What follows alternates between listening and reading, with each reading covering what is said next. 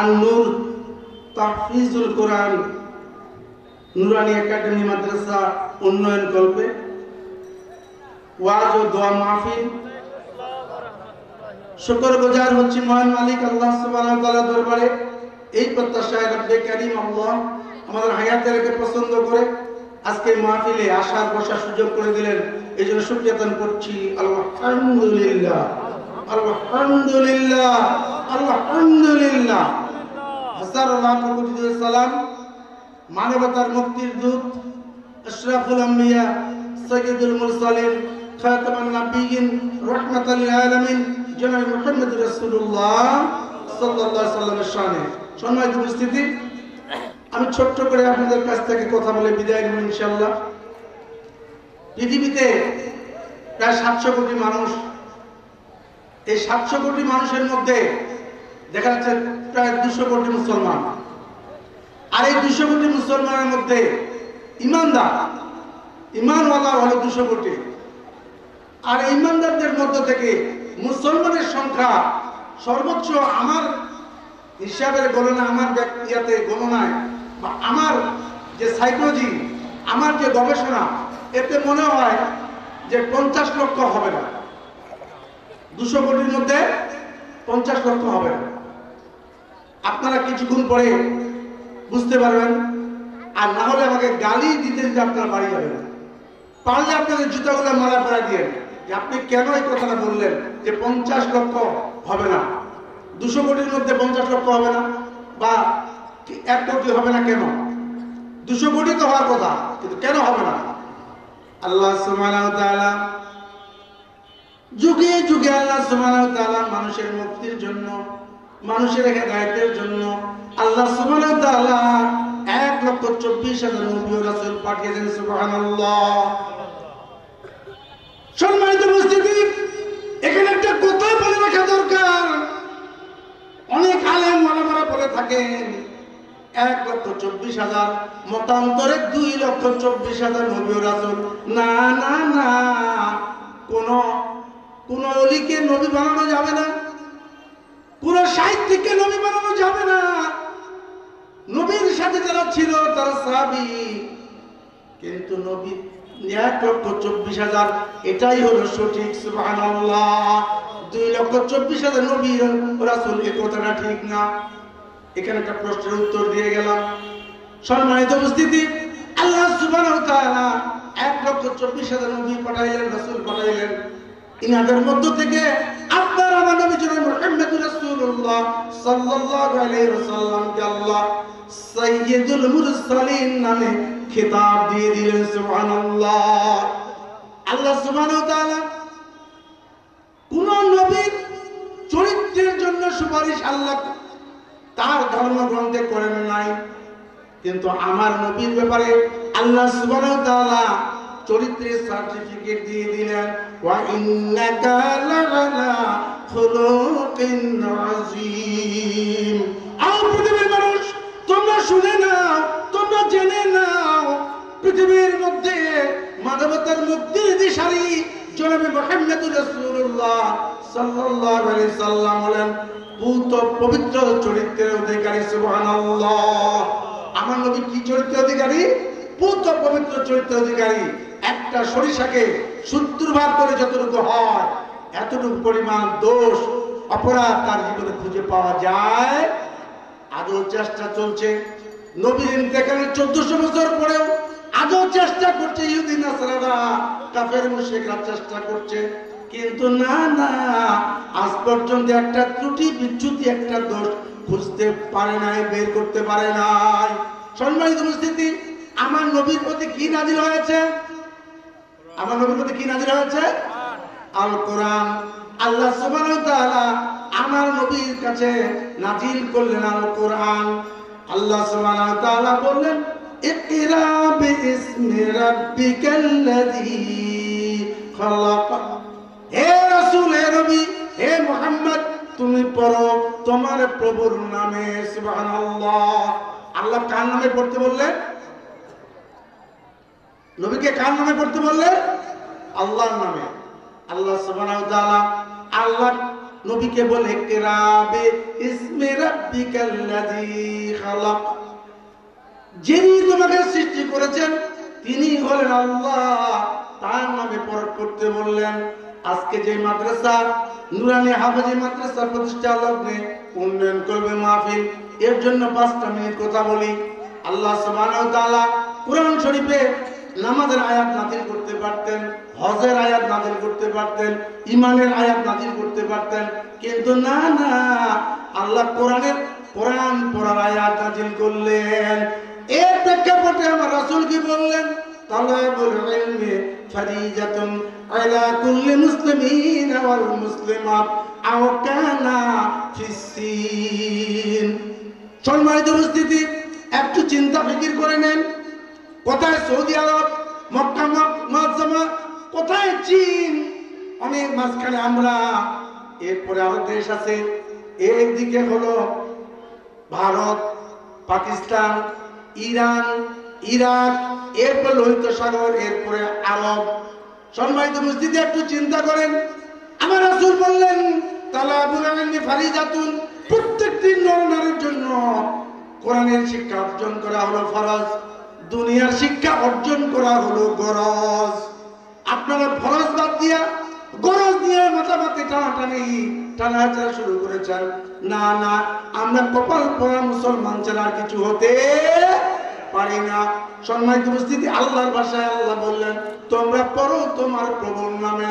রাসূল বললেন তালাবুল ইলমি ফারিজাতুন আলা কুল্লি মুসলিমিন ওয়াল মুসলিমাত আও কানা ফিসসিন।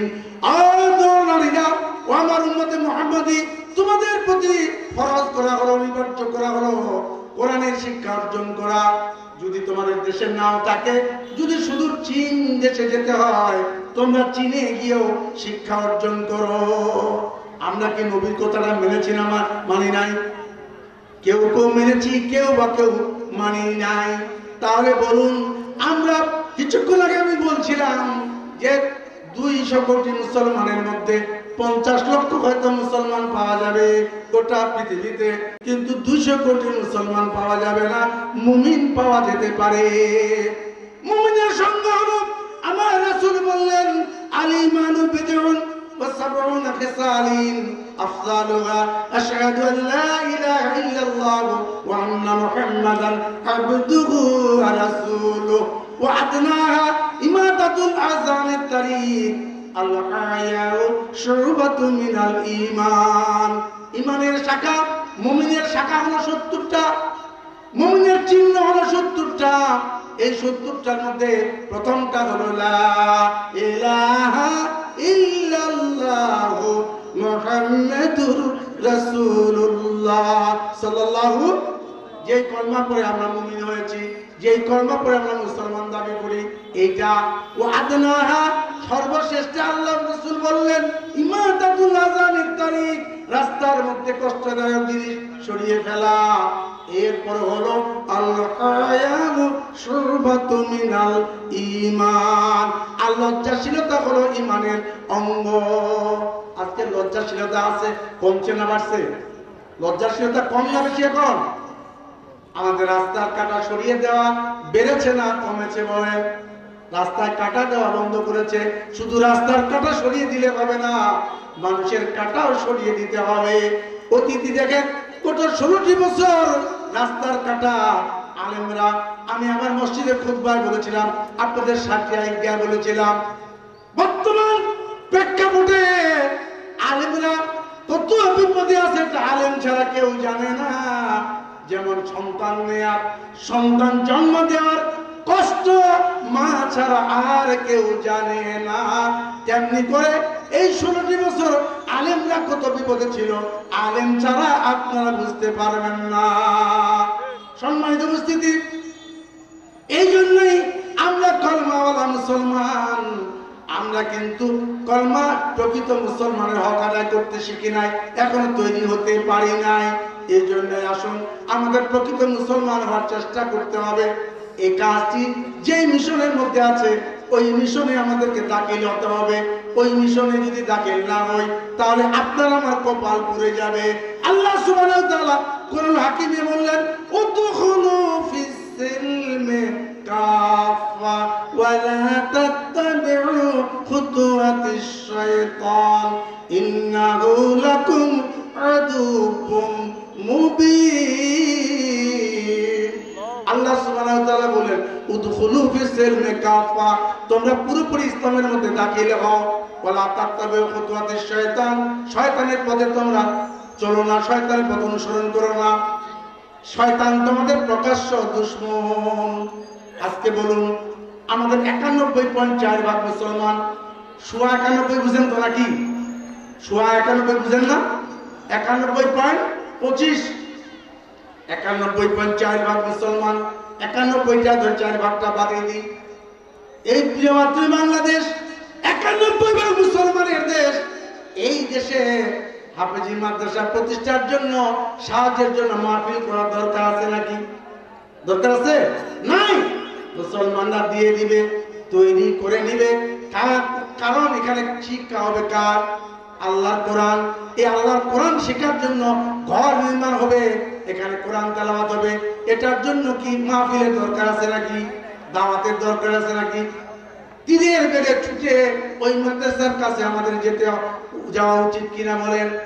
আমাকে পিপাসা লাগলে আমি যেমন পানির কাছে যাব, পানি আমার কাছে আসবে না, পানি পানির জায়গায় আছে। ঠিক তেমনি করে কোরআনের দ্বীনি শিক্ষা প্রতিষ্ঠানগুলোতে ছুটে যেতে হবে। আমাদেরকে আনন্দের সাথে, উৎসবের সাথে যেতে হবে। কিন্তু কয়জন মুসলমান আজকে মাহফিলে বলুন কয়জন আসছেন? অথচ এই মাহফিল এত মর্যাদাপূর্ণ। আমরা অধিকাংশ বাংলাদেশের মানুষ ইমাম আবু হানিফা রাহমাতুল্লাহির অনুসারী, যাকে আমরা হানাফি মাযহাব বলি। সম্মানিত উপস্থিতি, একটু ছোট্ট করে উত্তরটা দিয়ে দেই। ইমাম আবু হানিফা রাহমাতুল্লাহি আলাইহি 40 বছর এই কোরআন চর্চা করলেন, হাদিস চর্চা করলেন। করার পরে ইশার ওযু দিয়ে ফজরের নামাজ পড়েছেন। সুবহানাল্লাহ। কত বছর? 40 বছর। 40টা বছর ইশার ওযু দিয়ে ফজরের নামাজ পড়েছেন। এর মধ্যে কোরআন রিসার্চ করেছেন, হাদিস রিসার্চ করেছেন, তাহাজ্জুদ গুজার হয়েছেন, আল্লাহর কাছে সাহায্য চেয়েছেন। এই করে ফজর পর্যন্ত কাটিয়ে দিয়েছেন। 40টা বছর ইমাম আবু হানিফা রাহমাতুল্লাহি আলাইহি যে কল্যাণ লাভ করলেন। আপনি এখানে আসে যদি 1 ঘন্টা কোরআনের তালিম নিতে পারেন, দ্বীনের নিয়ত, দ্বীন শিক্ষার নিয়তে, দ্বীন শিক্ষার নিয়তে, আমলের নিয়তে যদি আপনি এখানে অবস্থান করতে পারেন, ফি সিত্তিনা শাহরান, 60 মাস। আবার অন্য হাদিসে আছে 60 বছর। দুই ভাবে হাদিসটা বর্ণনা করা হয়েছে, একাধারে 60 মাস 5 বছর। আবার হাদিসের মধ্যে আসছে একাধারে 60 বছর ইশার ওযু দিয়ে যদি ফজরের নামাজ পড়েন, যে যেমনটি আল্লাহ খুশি হবে, তেমনি করে আল্লাহ আজকের এই মাহফিলের উসিলায় আপনাকে আমাকে আল্লাহ কবুল করে আল্লাহ খুশি হয়ে যাবে। সুবহানাল্লাহ। তাহলে কোরআনের দাওয়াত এত মাইকিং, এত পোস্টারিং, এত ঢাকঢোল পিঠা বলার পরেও হাতে গোনা কয়েকজন মানুষ, তাহলে আমাদের মধ্যে ঈমান কতটুকু আছে? আমরা কতটুকু মুসলমান? আল্লাহ সুবহানাহু ওয়া তাআলা বললেন উদখুলু ফিস সিলমি কাফা, তোমরা ইসলামের মধ্যে পুরোপুরি দাখিল হয়ে যাও। এই আয়াতের প্রেক্ষাপটে আমার রাসূল বললেন আল ঈমানু বিদ'উন ওয়া সাবউনা খিসালিন, ঈমানের 70টি শাখা রয়েছে। এই 70টি শাখার মধ্যে প্রথমটা হলো কালিমা পড়া, লা ইলাহা ইল্লাল্লাহু মুহাম্মাদুর রাসূলুল্লাহ। এই কলমার অর্থ আমরা কয়জন বুঝি? বুঝি না। আপনারা রাগ করেন, আমাকে জুতা মারেন, বুঝি না, বুঝি না। এই কলমার কত দাম এটা বুঝি না। এই কলমার হক হলো নেই কেউ মাবুদ আল্লাহ ছাড়া, লা ইলাহা ইল্লাল্লাহ, নেই কেউ মাবুদ আল্লাহ ছাড়া, লা ইলাহা ইল্লাল্লাহ। নেই কেউ হায়াত দাতা, নেই কেউ রিজিক দাতা, নেই কেউ পালন কর্তা, নেই কেউ আইন দাতা, নেই কেউ বিধান দাতা, কেহ নাই আল্লাহ ছাড়া, কেহ নাই। আমরা বিধান মানি না। আল্লাহর বিধান মানলে আমরা কোরআনের হক অনুযায়ী জীবনযাপন করি না। আমরা যদি আল্লাহর আইন মানতাম, তাহলে বলুন বাংলাদেশে 91% মুসলমানের দেশে, এই দেশটা কোন শাসনতন্ত্র কার লেখা বলেন? 1947 সালে ব্রিটিশকে খেদায় দিলাম অনেক শহীদের মাধ্যমে। আবার একটা দেশ হলো, দুইটা দেশ, এক হলো পূর্ব পাকিস্তান, পশ্চিম পাকিস্তান। এরা আবার এই কালোবাজারি শুরু করলো, দুর্নীতি শুরু করলো। করার পরে 23 বছর পরে তাদেরকে আমরা খেদায় দিলাম মুক্তিযুদ্ধের মাধ্যমে। এই মুক্তিযুদ্ধের 53 বছরেও এতগুলি সরকার এসেছে, কোন সরকার কি কোরআনের আইন একটা চালু করেছে নাকি? করেছে? কেন করে নাই? আমি যখন ছাত্র, আজ থেকে 40 বছর আগে যখন ছাত্র ছিলাম, বয়স তো 60-এর বেশি, 40 বছর আগে যখন ছাত্র ছিলাম, আমার মাদ্রাসায় আমার সহকর্মী, আমার প্রিয় মানুষ আলহাজ রফিকুল ইসলাম 4-5 বার হজ করলেন। উনি আমার মাদ্রাসায়, আমরা যখন বেগুনবাড়ি সিনিয়র মাদ্রাসা করতাম, উনি আমার ছোট ভাই হিসেবে ছিলেন। সে দেখেছে, আমাকে উপলব্ধি করেছে, আমি সুপার, উনি সহ সুপার, দুই ভাই আছি একসাথে মিলেমিশে। তো কথাটা এই জন্য নিয়ে আসলাম যে এই স্বাধীনতার 53 বছরের পরেও আমাদের দেশে যে সরকারগুলি আসছে, এই সরকারগুলি যে দেশ চালায় কোন আইন দিয়ে বলেন? কোন আইন দিয়ে? ব্রিটিশের আইন দিয়ে। কিছু কিছু আইন অ্যামেন্ডমেন্ট হয়েছে, সংশোধন হয়েছে, সংযোজন বিয়োজন হয়েছে বিগত সরকারগুলি তাদের সুবিধার্থে, তাদের জন্য করে নিয়েছে। তো আমি যখন বেগুনবাড়ি মাদ্রাসা পড়তাম, তখন হাদিস পড়াচ্ছে হুজুর মাওলানা মতিউর রহমান, হাদিস পড়াচ্ছেন। হাদিস পড়াইতে পড়াইতে কোরআনের এবারও টানে নিলেন। উনি বলতেছেন আস-সারিকু ওয়াস-সারিকাতু ফাক্তাউ আইদিয়াহুমা, নারী চোর হোক আর পুরুষ চোর হোক, যদি চুরি করে ধরা পড়ে তার হাত কাটতে হবে। এটা কার আইন? এটা বাংলাদেশের এই আইনটা আছে নাকি? এটা কার কথা? আল্লাহর কথাটা। কার? আল্লাহ। সূরা আরাফের 37 নম্বর আয়াতে আল্লাহ বললেন আস-সারিকু ওয়াস-সারিকাতু ফাক্তাউ আইদিয়াহুমা, নারী চোর হোক আর পুরুষ চোর হোক তার হাত কাটতে হবে চুরি করলে। এই যে আস-সারিকু ওয়াস-সারিকাতু ফাক্তাউ আইদিয়াহুমা, আমার স্যার হুজুর যখন পড়াচ্ছিল, নারী চোর হোক আর পুরুষ চোর হোক চুরিতে ধরা পড়লে হাত কাটতে হবে। আমি এটা পড়তে পড়তে, হাদিস পড়তে পড়তে, কোরআন পড়তে পড়তে আমার মনের মধ্যে খটকা লাগে গেল, খুব খটকা লাগে গেল। ওই আল্লাহ তাআলা সারেকু বলতে পারতো, পুরুষদের কথা বলতে পারতো, মহিলাদেরকে আবার চুরি করবে, মহিলারা আবার চুরি করবে কেমনে? তখন তো ছাত্র মানুষ বুঝেন না, 18-20 বছর বয়স, বুঝি নাই যে মহিলারাও চোর হতে পারে। ওই দিন বুঝি নাই। আজকে ডিসি আছে, মহিলা আছে না? আছে না? জজ আছে, মহিলা আছে না? আছে না? ইউনো মহিলা আছে না? আছে নাই? পুলিশে মহিলা আছে না? নাই? এসপি মহিলা আছে না? নাই? আর্মিতে মহিলা আছে না? নাই? সচিবালয়ে মহিলা আছে না? নাই?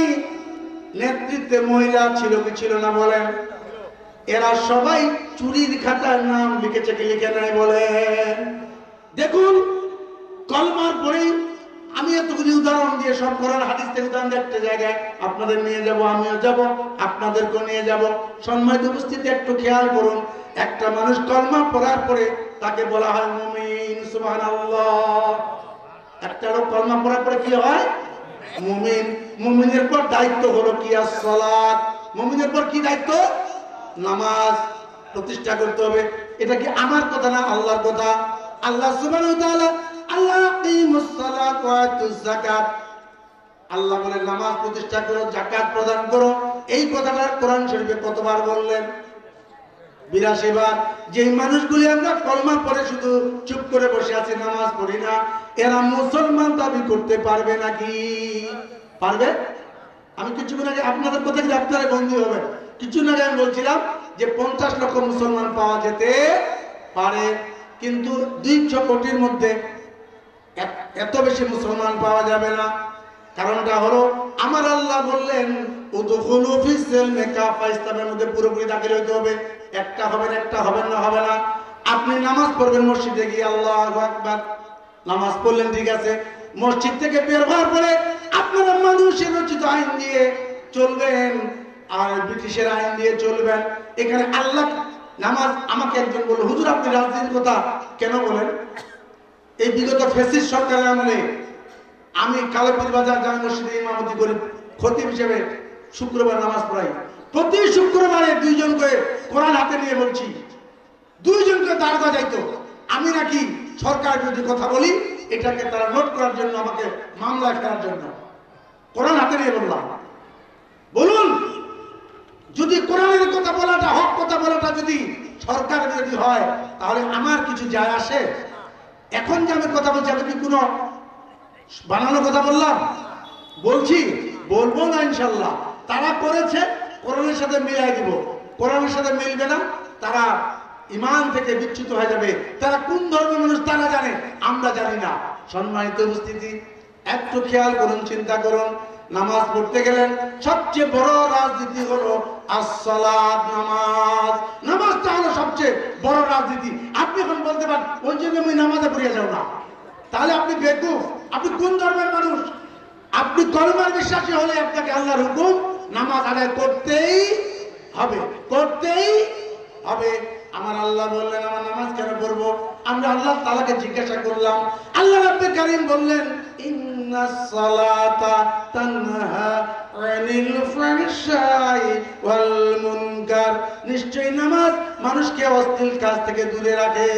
সুবহানাল্লাহ। এরপর আমরা বললাম, আল্লাহ, আমরা নামাজ পড়ছি, আমাদের নামাজ কি প্রতিষ্ঠা হয়েছে নাকি? না না না, আমাদের নামাজ প্রতিষ্ঠা হয়নি।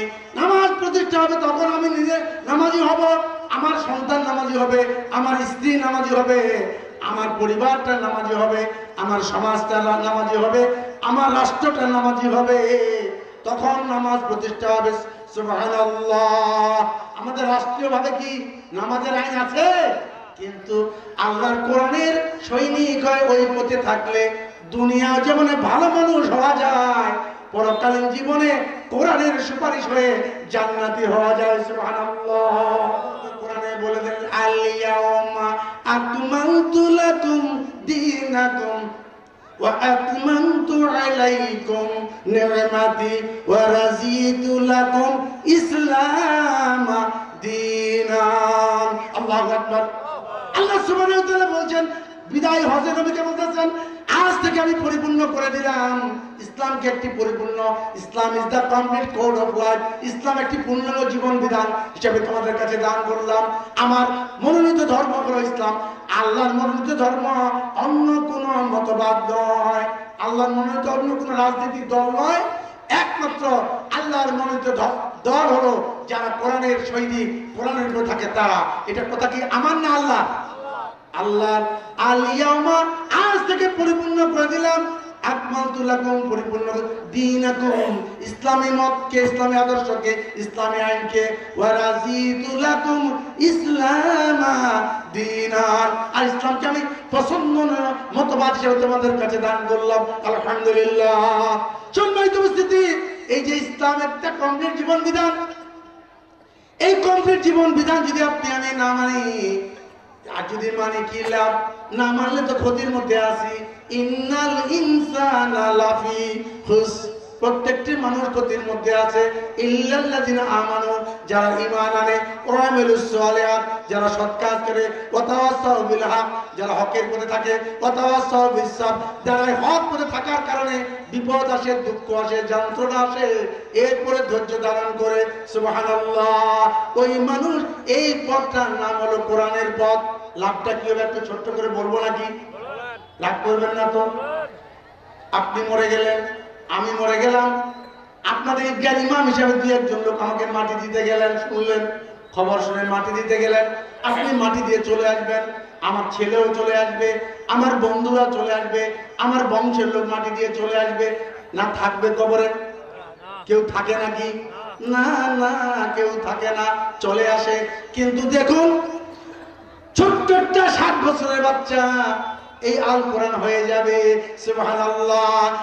দিনের পথে যদি এই কোরআন প্রতিষ্ঠানের সাথে থাকতে পারেন, আর কোরআন প্রতিষ্ঠা করার জন্য যদি এই রাষ্ট্রীয় জীবনে কোরআন প্রতিষ্ঠা হোক, এই মতাদর্শে যদি জীবন চালাতে পারেন, তাহলে আল্লাহ সুবহানাহু ওয়া তাআলা ছোট্ট একটা 7 বছরের বাচ্চা কোরআন শরীফকে সৃষ্টি করে দিয়ে, বানায় দিয়ে কবরে ঢুকায় দিবে। আপনি তো চুপচাপ, আমিও তো চুপচাপ, আমি তো লাশ হয়ে পড়ে আছি। সবাই দোয়া খায়ের করে বাড়ি চলে গেল। নিজের পরিবার টুকরা সন্তান থাকলো না, কেউ নাই। দুজন সওয়াল জবাবকারী ফেরেশতা আসবে, সওয়াল জবাবকারী ফেরেশতারা আসা মাত্র ছোট্ট 7 বছরের বাচ্চাটা, নাম হলো আল কোরআন। নাম কি? আল কোরআন। এই আল কোরআন, এখানে একটা কথা বলে রাখি, 1941 সাল থেকে আজ পর্যন্ত কোরআন প্রতিষ্ঠার কাজ চলছে। এর মধ্যে কত মানুষ ইন্তেকাল করেছেন, কত মানুষ শাহাদাত নিয়েছেন। কোরআনের পাখি আল্লামা সাঈদী শাহাদাত নিয়েছেন। কোরআন কি প্রতিষ্ঠা হয়েছে নাকি? হয় নাই। কিন্তু আল্লাহ সুবহানাহু ওয়া তাআলা বলে দিলেন কোরআন প্রতিষ্ঠা করার দায়িত্ব আমার। তোমরা শুধু এই পথে থেকে তোমাদের জীবনকে পরিচ্ছন্ন করো, তোমরা ঈমানওয়ালা হও, তোমরা জীবনে উন্নত মানুষ তৈরি হও। আর এই মানুষ তৈরি হলে, এই দিনের পথে থাকলে পরে আমি কবরে তোমাদের কি একটা নিয়ামত দেব। কথাটা ছোট্ট বাচ্চাটা গিয়ে শিওরে দাঁড়াবে, মাথার দিকে দাঁড়াবে। মাথার দিকে যখন দাঁড়াবে, সওয়াল জবাবকারী ফেরেশতা দুজন বলবে, ও বাবা তুমি কেডা, তোমার পরিচয় কি? বলছে চুপ করেন, কথা বলেন না। 3 ফেরেশতা এখানে তর্ক লাগে যাবে, বলবে আপনি চুপ করেন, আমি কি করতেছি, আগে আমার কাজটা করতে দেন, আমার কাজ আগে। বলছে কেন? আল্লাহ আমাদেরকে মনোনীত করেছেন, আমরা সওয়াল জবাব করব, মান রাব্বুকা ওয়া মান দীনুকা ওয়া মান নাবিয়ুকা অথবা ওয়া মা হাজার রাজুল। এই প্রশ্ন 3টা আমরা করব। কবরে প্রশ্ন কয়টা? 3টে প্রশ্ন আমরা করব, তারপর তুমি তোমার কাজ করো। বালকটি, ছোট বাচ্চাটি বলবেন না, না না, হতে পারেন না, আমার কাজ আগে। সে চলে যাবে আল্লাহর বেহেশতে। বেহেশতে গিয়ে বিশাল একটা চাদর নিয়ে আসবে, বেহেশতি চাদর এনে কবরের মধ্যে নিয়ে আসবে। ফেরেশতা দুজন নির্বাক চুপচাপ দাঁড়িয়ে থাকবে। বিছনাটা আনার পরে বিছিয়ে দেওয়ার চেষ্টা করবে, কিন্তু ছোট্ট একটা কবর। রব্বে কারীম, আল্লাহর কাছে জিজ্ঞেস, রব্বে কারীম, আল্লাহ আপনার বেহেশত থেকে বিশাল একটা আমি চাদর নিয়ে আসলাম, বেহেশতি মখমল নিয়ে আসলাম, কিন্তু ছোট্ট একটা কবর। আল্লাহ বলবেন, আরে কোরআন, তোমার দুখানা হাত কবরে লাগিয়ে দাও। এরপরে বিশাল এক কবর তৈরি হয়ে যাবে। একদিকে আঠো ছোট্ট, আরেকদিকে লম্বা হলো। আবার বলবে রব্বে কারীম, আরেকদিকে ছোট্ট দেখা যায়, বিছানাটা বিছানো যায় না। বলছে আবার দুখানা হাত কবরে লাগিয়ে দাও। আবার যখন কবরে দুখানা হাত লাগিয়ে দিবে, বিশাল এক কবর তৈরি হয়ে যাবে। যে জান্নাতি বিছানা বিছিয়ে দিয়ে যদি শুধু কবরে কোনো বিছানা দেওয়ার ব্যবস্থা থাকতো, তাহলে আমাদের পালানো প্রধানমন্ত্রী এই ফ্যাসিস্ট ওই জার্মান থেকে, জাপান থেকে সবচেয়ে দামি কার্পেটটা কিনে রাখতো, ঠিক কিনা বলেন? কিন্তু না না, আল্লাহর বিছানা দেওয়ার হুকুম নাই। শুধু তাই নয়, আমি দোয়া করি গুনাহগার মানুষ, যেই বাংলাদেশে শাহজালাল, শাহ মাকদুম শুয়ে আছে, শহীদরা শুয়ে আছে, কোরআনের পাখি আল্লামা সাঈদী শুয়ে আছে, এই জমিনে যেন তার দাফন, তাকে এনে বিচার হতে পারে। কিন্তু এই জমিনে যেন ওই খুনির দাফন কবর না হয়। আল্লাহ কবুল করুন, আল্লাহুম্মা আমিন। কারণ এই বাংলার জমিন শাহজালালের বাংলা, আল্লামা সাঈদীর বাংলা। এই বাংলায় ওই খুনির কবর হতে পারে না। সম্মানিত উপস্থিতি, এই কবরে বাচ্চাটা বিছিয়ে দিয়ে আপনাকে শোয়াই দিয়ে ঘুম পাড়ানো, মাথায় হাত দেবে। বাচ্চাটার নাম কি? কোরআন। ঘুম পাড়ায় দিবে। ঘুম পাড়ানোর জন্য যখন মাথায় হাত বুলাবে, এর মধ্যে ওই ফেরেশতা দুজন দাঁড়িয়ে আছে। তারা বলবে, ও বাচ্চা, ও আল্লাহর গোলাম রে, তুমি কেন আমাদের ডিস্টার্ব দিলে, আমাদের সমস্যা তৈরি করলে? আমরা আমাদের কাজটাকে করতে দাও। ও ঘুমিয়ে পড়লে তো বিপদ হয়ে যাবে, প্রশ্ন 3টা করা যাবে না। আল্লাহর ফেরেশতা কোরআন বলবে, যে মানুষটা জান্নাতের বিছানায় ঘুমায় শুয়ে যায়, তার প্রশ্ন উত্তরের আর প্রয়োজন আছে নাকি? সাদ্দাক্তা আব্দি, আসমান থেকে আওয়াজ আসবে, সাদ্দাক্তা আব্দি, আমার বান্দা সত্য বলেছে, সুবহানাল্লাহ। আল্লাহ সুবহানাহু ওয়া তাআলা কোরআন শরীফে বললেন, as-সারিকু was-সারিকাতু ফাকতাউ আইদিয়াহুমা, নারী চোরক আর পুরুষ চোরক, এদের হাত কাটার আইন থাকতে হবে, হাত কাটতে হবে। সম্মানিত উপস্থিতি, আর বদরের যুদ্ধ হবে না, হুনাইনের যুদ্ধ হবে না, উহুদের যুদ্ধ হবে না। চ্যালেঞ্জ করছি আমি, কারণ এখানে 91 মুসলমান, এখানে কে কার সাথে যুদ্ধ করবে বলেন? কিন্তু এখানে যুদ্ধ আসে প্রতি 5 বছর পর পর একটা করে যুদ্ধ আসে। এই যুদ্ধটার নাম হলো বদরের যুদ্ধ, এই যুদ্ধটার নাম হলো উহুদের যুদ্ধ। এই যুদ্ধটার সাথে আপনাদের সামিল থাকতে হবে। রাজি আছি মুসলমান? এই যুদ্ধ হলো ভোট বিপ্লব, এই যুদ্ধের নাম হলো ভোট বিপ্লব, ভোট যুদ্ধ। এই যুদ্ধে যদি আপনি সামিল হন কোরআন প্রতিষ্ঠার জন্য, যে সাহাবীরা আল্লাহ রাসূলকে উহুদের প্রান্তরে যখন কাফেররা তীর মারা শুরু করলো, ঘটনাটা ছোট্ট করে বলবো নাকি? উহুদের প্রান্তরে যখন রাসূলকে লক্ষ্য করে তীর মারা শুরু হলো, তীর মারছেন, রাসূলের ডান শাহাদাত নিল। এরপরে কিছু সাহাবী রাসূলকে ঘিরে থাকলেন, চতুর্দিক থেকে ঘিরে রাখলেন। তীর আসতেছে, একজন সাহাবী 70টা তীর পিঠের মধ্যে লাগলো, শাহাদাত নিল। কিন্তু রাসূলকে চতুর্দিক থেকে ব্যারিকেড দিয়ে সাহাবীরা রক্ষা করেছিল। সুবহানাল্লাহ, আলহামদুলিল্লাহ। সম্মানিত উপস্থিতি, আমার নবীকে যারা রক্ষা করেছিল, এদের মধ্যে থেকে একজন মুরব্বী লোক যুদ্ধ রাসূলকে পাহারা দিতে গিয়ে 70টা তীরের আঘাত পাইল। 70টা তীরের পরে এই মুরব্বী ইন্তেকাল করলো। ও মা বোনরা, আপনাদের কথা বলতেছি, একটু শুনুন। আপনাদের রাসূলকে বেশি ভালোবাসবেন না স্বামীকে বেশি ভালোবাসবেন? রাসূলকে বেশি ভালোবাসবেন না নিজের সন্তানকে বেশি ভালোবাসবেন? রাসূলকে বেশি ভালোবাসবেন না সম্পদকে বেশি ভালোবাসবেন? রাসূলকে বেশি ভালোবাসবেন না কাকে বেশি ভালোবাসবেন? এখানে এই মহিলার জীবন থেকে শিক্ষা নিতে হবে। এই মহিলা, একজন মহিলা, কাফেররা বলল উতিলা মুহাম্মদ, আমরা মুহাম্মদকে হত্যা করেছি। এই আওয়াজ যখন ওই মদিনার মধ্যে ছড়িয়ে দিল কাফেররা, উহুদের প্রান্তরে ছড়াই দিল, রাতে গভীর রাত থেকে ঘুম থেকে উঠে উঠে লোকগুলি উহুদের প্রান্তরে দৌড়াতে লাগলো আর বলতেছে, মুহাম্মদ যদি না থাকে আমাদের বেঁচে থেকে কি লাভ, আমরা সেখানে গিয়ে শাহাদাত নেব। দৌড়াতে দৌড়াতে উহুদের প্রান্তরে যাচ্ছে। একজন বৃদ্ধা মহিলা, বৃদ্ধ মহিলা যাচ্ছেন উহুদের প্রান্তরে। সে যখন শুনেছে আমার নবী নাই, যখন শুনেছে, বলছে আমরা থাকি কি লাভ, নবী দুনিয়ার থেকে বিদায় নিলে কোরআন নাজিল বন্ধ হয়ে যাবে, কোরআনের মতন নিয়ামত আর আমরা পাবো না। মহিলা যাচ্ছে উহুদের প্রান্তরে, যুবকেরা আটকে দিয়েছে। যুবকেরা বলছে, ও নানি কোথায় যান, ও খালা কোথায় যান? বলছে উহুদের প্রান্তরে যাই। বলে কেন? বলছে নবী নাকি নাই, শুনলাম কুতিলা মুহাম্মদ, মুহাম্মদকে নাকি শাহাদাত করেছে, আমি চলে যাব রাসূলের কাছে, এক চোখ দেখে নেব। যুবকেরা বলছে, নানি খালা যাইয়েন না, নবীজি বেঁচে আছে তবে অসুস্থ। বলছে না না, তোমরা আমাকে সান্ত্বনা দিচ্ছ, আমি যাব নবীকে একবার দেখে নেব। বলছে পর্দা করে, পর্দা তো খেলাফ হয়ে যাবে। বলছে আমি তো পর্দায় আছি, পর্দায় থেকে যাচ্ছি।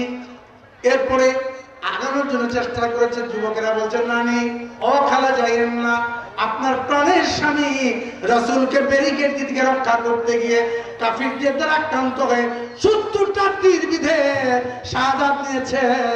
ইন্না লিল্লাহি ওয়া ইন্না ইলাইহি রাজিউন। বলছে আমি আল্লাহর কাছে কোনো নেক আমল নিয়ে যদি নাও যেতে পারি, আমি হাসরের ময়দানে আল্লাহকে বলবো রব্বে কারীম, আমি একজন শহীদের স্ত্রী, এটা দাবি করব। আমার রাসূলকে মিশনকে ঠিকাইতে গিয়ে, আমার রাসূলের মিশনকে, কোরআনকে আল্লাহর জমিনে আল্লাহর দ্বীন কায়েম করতে গিয়ে, সব লোকের শাসন প্রতিষ্ঠা করতে গিয়ে, আল্লাহর কোরআন প্রতিষ্ঠা করতে গিয়ে আমার স্বামী নবীর সাথে প্রাণ দিয়েছে, আমি একজন শহীদের স্ত্রী। এরপর আবার মহিলা আগিয়ে যায়। কিছু দূর যাওয়ার পরে এক মুরব্বী বলছে, বোন রে কোথায় যাও? বলছে ভাইজান আমি যাচ্ছি আমার নবীকে এক চোখ দেখে নেব। বলছে বোন খবরদার খবরদার যাস না, তুই সহ্য করতে পারবি না রে। বলছে কেন? বলছে তোমার তো একটাই কলিজার টুকরা সন্তান। বলে জি হ্যাঁ, তোমার কলিজার টুকরা সন্তানটা রাসূলকে ব্যারিকেড দিয়ে কাফেররা যখন তীর মারতেছিল, রাসূলকে ব্যারিকেড দিয়ে রক্ষা করতে গিয়ে তোমার ছেলে শাহাদাত নিয়েছে। ইন্না লিল্লাহি ওয়া ইন্না ইলাইহি রাজিউন। সম্মানিত মা বোনেরা, ও আমার বাপ আপনার সন্তানকে আপনি দ্বীনের পথে দিতে চান না, আপনার সন্তানকে আপনি ইসলামী আন্দোলনে দিতে চান না, আপনার ছেলেকে মেরে ফেলবে, আপনার ছেলেকে শাহাদাত হতে পারে। আপনার ছেলে ইসলামী আন্দোলনে গেলে খাঁটি মানুষ তৈরি হয়, ইসলামী আন্দোলন করলে একটা সঠিক মুসলমান হওয়া যায়, এরপর আপনার ভুল ভাঙে না। আপনার ছেলে আরবি শিক্ষার পরে আপনি হাই স্কুলে পড়ান, কলেজে পড়ান, ইউনিভার্সিটিতে পড়ান, আমার কোনো আপত্তি নাই। যদি না পড়ান, কে ডিসি হবে, কে এসপি হবে, কে ইউনো হবে, কে ডাক্তার হবে, কে ইঞ্জিনিয়ার হবে, এই লাইনেও পড়ার দরকার আছে। এটাও গরজ, এটাও অপরিহার্য। কিন্তু কোরআনের সঠিক শিক্ষা দিয়ে কোরআনের মিশনে আপনার সন্তানকে ভর্তি করাতে হবে। রাজি আছি মুসলমান? সম্মানিত বাপজানেরা, একটু লম্বা করে আপনাদের বলতে চাইছিলাম, হলো না।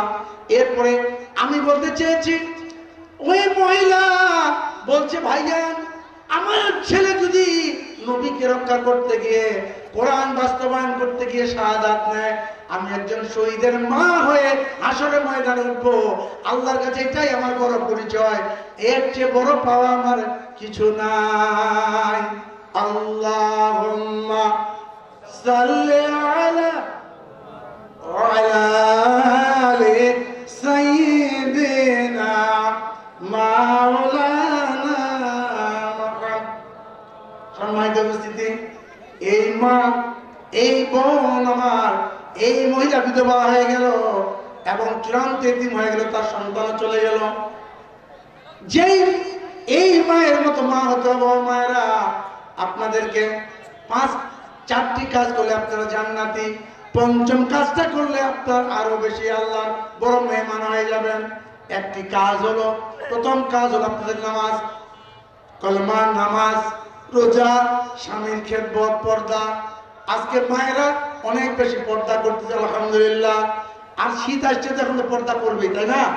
শীতের সময় আর মহিলা কি আর পুরুষে কি, সবাই তো কাপড় কিনছে বেশি বেশি, তাই না? শীতের ঠেলা। কিন্তু গরমের কালে একটু প্রমাণ হয় যে কে পর্দাশীল আর কে পর্দাহীন। ও মায়েরা, আপনাদের পর্দা করতে, পর্দা করা ফরজ, নামাজ পড়া ফরজ, নামাজ ছেড়ে দেওয়া যাবে না, স্বামীর খিদমত করতে হবে। স্বামী যদি ফেরাউনের মতো হয়, ফেরাউনের স্ত্রী যদি আসিয়া যদি বেহেশতি হতে পারে, আসিয়া যদি 4 জন জান্নাতের মধ্যে, জান্নাতি নারীর মধ্যে শ্রেষ্ঠ নারী হতে পারে, ও মা, আপনার স্বামী যেরকম ও খেদমত ছেড়ে দেবেন না, স্বামীর হক কমতি করবেন না। আর স্বামী যত দুরাচারী হোক, স্বামীকে আস্তে আস্তে নামাজের দিকে আনার চেষ্টা করতে হবে। মহিলারা পারে না এমন কাজ নাই, ইচ্ছা করলেই পারবেন। আল্লাহ আপনাদের কবুল করুক, আল্লাহুম্মা আমিন। এরপর আপনার সন্তানকে প্রতি সপ্তাহে একটা তালিমের ব্যবস্থা রাখতে হবে। তালিমের মাধ্যমে সন্তানগুলিকে দ্বীনের পথে, দ্বীন ইসলামের পথে আপনাদেরকে আনার চেষ্টা করতে হবে। ও মা, সন্তানের ব্যাপারে আপনার বেশি হক, স্বামীর থেকে স্ত্রীর বেশি হক। সন্তান ধারণের ব্যাপারে, প্রতিপালন ব্যাপারে বাবার হক, আর সন্তান ধারণের ব্যাপারে মায়ের হক। ও মা, তোমার একদিনের হক আমরা আদায় করতে পারবো না, এই জন্যই ও মা তোমাদের হাতে ধরে বলি, পায়ে ধরে বলি, তুমি তোমার ছেলেকে প্রাইমারিতে পড়াও, হাই স্কুলে পড়াও, ভার্সিটিতে পড়াও, আমার আপত্তি নাই। কিন্তু আমার দাবি হলো, আমার অনুরোধ হলো, পায়ে ধরে বলি, ইমাম সাহেবের কাছে, মৌলভী সাহেবের কাছে কমপক্ষে সহিহ কোরআন সন্তানকে শিক্ষা দিতে হবে। ও মা, এই কাজগুলি যদি আপনি করতে পারেন, আমার মতো 70,000 আব্দুল জলিলকে এক পাল্লায় দিলে যাওয়া হবে। একজন নারী যদি পর্দাশীনী হয়, একজন নারী যদি নামাজি হয়, কলমার হক আদায়কারী হয়। কলমার হক বলতে যেটা প্রথমে বলেছি, আল্লাহর আইন মানতে হবে, আল্লাহর বিধান মানতে হবে, আল্লাহর জমিনে আল্লাহর দ্বীন কায়েমের জন্য মহিলাদের মাঠে আসতে হবে, ময়দানে রাখতে হবে। এবং উহুদের যুদ্ধ, উহুদের যুদ্ধ 5 বছর পর আসলে পরে, এই উহুদের যুদ্ধে ও মা বোনরা, আমার ব্যালটটার সিলটার যা দাম, আপনাকে উহুদের যুদ্ধ মনে করে আপনার সিলটা কোরআনের পথে, দ্বীনের পথে দান করতে হবে। সুবহানাল্লাহ। আল্লাহুম্মা সাল্লি আলা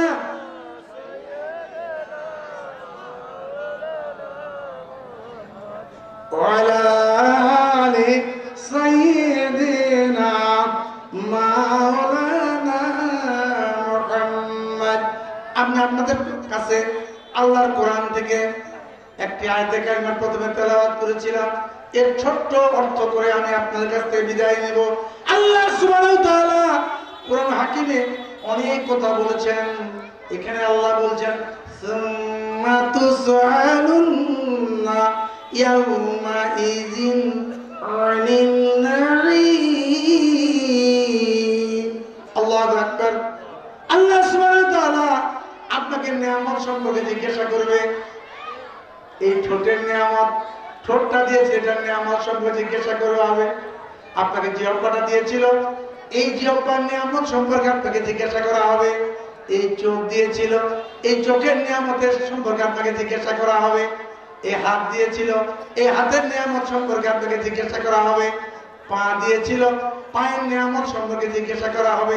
এই হাত দিয়ে আপনি কোন দলের মার্কায় সিল দিয়েছেন? এই হাত দিয়ে আপনি মৌলবাদী আখ্যা দিয়া, জঙ্গিবাদী আখ্যা দিয়া আপনি কোরআনের সৈনিকদেরকে পিটাইছেন। এই হাত দিয়ে আপনি কত অনৈতিক কাজ করেছেন, কত ভালো কাজ করেছেন, কত মন্দ কাজ করেছেন, এটা আপনাকে আমাকে জবাব দেওয়া লাগবে। আল্লাহ সুবহানাহু ওয়া তাআলা সূরা ইয়াসিনে বলে দিলেন আল ইয়াউমা নাখতিমু আফওয়াহিহিম। আল্লাহ সুবহানাহু ওয়া তাআলা মুখে ট্যাপ লাগাই দিবেন। ওয়া তাশহাদু আরজুলুহুম, তার সাক্ষী দিবে হাত পা। ওয়া আইদিহিম, তার হাত এবং পা, আপনার আমার হাত পা সাক্ষী দিবে আল্লাহ এই হাত দিয়ে আমাকে সুদের টাকা নেওয়াইছে, এই হাত দিয়ে আমাকে ঘুষের টাকা খাওয়াইছে, দিছে নিছে। আল্লাহ এই হাত দিয়ে আমাকে ইসলামী আন্দোলনের সৈনিকদেরকে পিটানোর হুকুম দিছে, আমি পিটাইছি। এই হাত দিয়ে আল্লাহ আমি মানবরচিত মতবাদের পক্ষে সিল দিয়েছি। আর রব্বে কারীম পা বলবে আল্লাহ আমি হেঁটে হেঁটে খামারনারায়ণপুর সরকারি প্রাইমারি স্কুলে গিয়ে এই কাজগুলি করেছি, আমি পীরগঞ্জে গিয়ে কাজ করেছি, আমি ওই মুখ জায়গায় গিয়ে কাজ করেছি। রব্বে কারীম আল্লাহ আলিয়াউমা নাখতিমু আফওয়াহিহিম, আল্লাহ যখন মুখটা মোহর মেরে দিবেন, এই হাত আঙ্গুলগুলি সাক্ষী দিবে, পা সাক্ষী দিবে। সম্মানিত উপস্থিতি, ওই দিনটির নাম হলো হাসরের দিন, কিয়ামতের দিন। ওই দিনটির আমাদের ভয় আছে না নাই? আছে, আছে। যদি থাকে ওই দিনটি জিজ্ঞাসা সুম্মা লাতুসআলুন্না ইয়াউমা ইযিন আনিন নাঈম। ওই হাসরের দিন, মুসিবতের দিন আপনাকে আমাকে নিয়ামত সম্পর্কে জিজ্ঞাসা করা হবে। আর এই নিয়ামত কি খাইছিলেন? হারাম উপার্জন করে খাইছিলেন না হালাল উপার্জন করে খাইছিলেন? এটা জবাব দেওয়া লাগবে। আপনি সুদের টাকা বসাই দিয়ে বড় বড় মাছ ওই ফুটানি টাউনে গিয়ে 2.5 কেজি ওজনের মাছ কিনে খাইছেন, এটাও আপনার, এটার সম্পর্কে আপনাকে জবাব দেওয়া লাগবে। আপনি মানুষের হক অন্যায় করে আইল ঠেলে খাইছেন, আইল জমি আইল ঠেলে আপনি আবাদ করে খাইছেন, এটা আপনাকে জবাব দেওয়া লাগবে। কোরআন শরীফের কথাগুলি স্পষ্টভাবে দেখতেন করলে আল্লাহ সুবহানাহু ওয়া তাআলা বলে দিয়েছেন, হাদিসের মধ্যে রাসূল বলেছেন। এই জন্যই আমাদের সম্মানিত উপস্থিতি খেয়াল করতে হবে, চিন্তা করতে হবে, ফিকির করতে হবে। ওই দিনটি বলেন দেখি, এক বিজ্ঞানী বলল পৃথিবী সৃষ্টি করা হলো 50 লক্ষ বছর। কত বছর? আরেক বিজ্ঞানী বলছে ওই বড় পাগল, আরো 5 কোটি বছর, 500 কোটি বছর হলো দুনিয়া সৃষ্টি করা। আরেক বিজ্ঞানী বলল না না না, 50 কোটি বছর হয়ে পৃথিবী সৃষ্টি করা। আচ্ছা যতদিনই হোক, তবে একটা ধারণা দিই আপনাদের। প্রথমে আমি চ্যালেঞ্জ করেছিলাম যে নবীর সংখ্যা 1,24,000। কত বলেছিলাম? 1,24,000। একজন নবীর থেকে আরেকজন নবীর আসার ব্যবধান হলো 500 বছর। কত বছর? আবার একসাথে 2 জন নবীও ছিলেন, 3 জনও ছিলেন। মুসা আলাইহিস সালাম ও হারুন আলাইহিস সালাম 2 জন, 2 ভাই নবী ছিলেন। ইয়াকুব আলাইহিস সালামের সন্তান ইউসুফ আলাইহিস সালাম নবী ছিলেন। এইভাবেও সিলসিলা হয়েছে, কিন্তু মাঝে মধ্যে যে গ্যাপ হয়েছে, এই গ্যাপের ব্যবধান ছিল 500 বছর। তাহলে 1,24,000 নবী রাসূল আল্লাহ পাঠাইছিলেন। 24,000 না হয় এক সময় হয়েছে, পাশাপাশি 1 লক্ষ নবী যদি 500 বছর ব্যবধানে যদি এসে থাকেন, তাহলে বলুন 50,000 বছর, 50 লক্ষ বছর হচ্ছে কিনা? হচ্ছে না? হবে না? হবে না? পৃথিবী সৃষ্টি করার যদি 50 লক্ষ বছর হয়, 5 কোটি বছর হয়। বলুন দেখি এই 5 কোটি বছর আগে যে মানুষটা ইন্তেকাল করেছে সেও আপনার আমার মতো দুনিয়া ছিল কি ছিল না? ওই লোকটা যদি কবরে আযাবি হয় তার দশা কি? আপনি আমি যদি আজকে কবরে চলে গেলাম, কত হাজার বছর পর আল্লাহ কিয়ামত করবেন, কত হাজার বছর পর আপনার আমার হিসাব হবে। আপনার আমার কবরের সম্বল সঙ্গে আছে নাকি? আছে? কবরের সম্বল যদি আপনি আমি তৈরি করতে চাই, কবরের সম্বল যদি তৈরি করতে রাজি হই, আপনার কলেমার পরে আমাদের নামাজ ছেড়ে দেওয়া যাবে না। যার সাথে নামাজ আছে 5 ওয়াক্ত, যার সাথে দিন কায়েমের চেষ্টা আছে, যার সাথে হক হালালের চেষ্টা আছে, যার সাথে ঈমান আমলের চেষ্টা ফিকির আছে, ওই মানুষটা কবরে হবে শান্তি আর শান্তি। সুবহানাল্লাহ। এই জন্য নামাজ কেবল না কাজ আছে, কাজকে বলো আমার নামাজ আছে।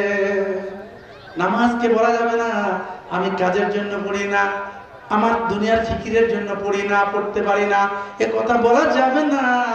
নামাজ আদায় করতে হবে। রাজি আছি মুসলমান?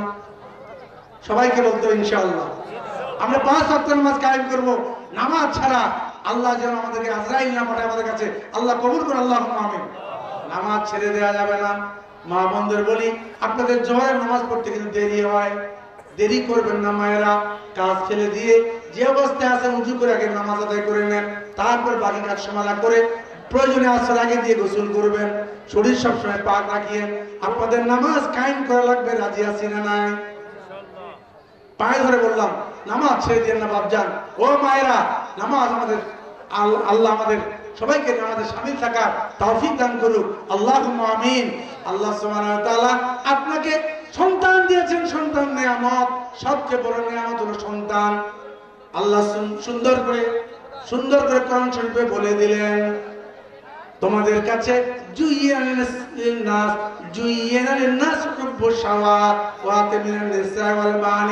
তোমাদেরকে আল্লাহ সুভূষিত করেছেন, নিয়ামত দিয়ে ভরে দিয়েছেন, স্ত্রী দিয়ে, সন্তান দিয়ে, সম্পদ দিয়ে, ফলমূল দিয়ে, সোনা দানা দিয়ে, টাকা পয়সা দিয়ে তোমাদেরকে আল্লাহ ভরে দিয়েছেন। এইগুলির হিসাব, এই প্রশ্নগুলির, এই নিয়ামতগুলির আল্লাহর কাছে আমাদের জবাব দেওয়া লাগবে। রাজি আছে মুসলমান?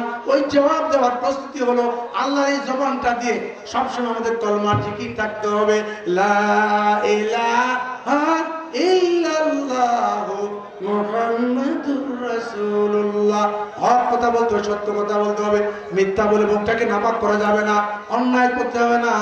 আমাকে স্লোগান দিতে হবে, কোরআন হাদিস যেখানে আমরা আছি আমি স্লোগান দিব না, জাতীয়তাবাদী যেখানে আমরা আছি সেখানে এই স্লোগান, জয় বাংলা, জয় বঙ্গবন্ধু, এই স্লোগান দিয়ে কোরআন হাতে নিয়ে বলছে একটা নেকি হবে না, বরং আপনি কোরআন প্রতিষ্ঠার যে বিরোধিতা করছেন এই জন্য গুনাহগার হইতে হবে। এটা হলো শিরক। এটা কি? এই দলগুলি করা কি আপনারা বুঝেন না আমার কথা? রাগ করছেন? কোরআন শরীফ হাতে নিয়ে বলছি, এই দলের সমর্থন করা, এই দলকে ক্ষমতায় নেওয়ার জন্য চেষ্টা করা শিরক, শিরক, শিরক। এই শিরক কাজে আমরা থাকলে আমরা জান্নাতে যেতে, কথাটা কার? আমার না আল্লাহ? আল্লাহ সুবহানাহু ওয়া তাআলা বলেন, ইন্নাশ শিরকা লা যুলমুন আযীম। কথাটা কার? আল্লাহ সুবহানাহু ওয়া তাআলা বলেন নিশ্চয় শিরক করাটা হলো আল্লাহর প্রতি জুলুম করা। শিরক করাটা কি ভাই? আল্লাহর প্রতি অত্যাচার করা। আল্লাহর প্রতি অত্যাচার করলে আল্লাহ ছেড়ে দেবে? আল্লাহ ছাড় দেন, কিন্তু ছেড়ে দেন না। যেমনটি করে আল্লাহ হাসিনাকে 16 বছর ছেড়ে দিয়েছে কিন্তু ছাড় দেয় নাই। ছাড় দিয়েছে আল্লাহর ওলি, বাংলার জীবন্ত ওলি আল্লামা সাঈদী বলেছিলেন, পালানোর জায়গা পাবে না, ইঁদুরের গর্ত খুঁজে লুকবার জায়গা পাবে না। কথাটি বাস্তব হয়েছে কি হয় না? আল্লাহ তোমার বাংলাদেশে আল্লাহ তোমার বাংলাদেশে ছিল এক নেয়ামত, সেই নেয়ামতের নাম ছিল আল্লামা সাঈদী।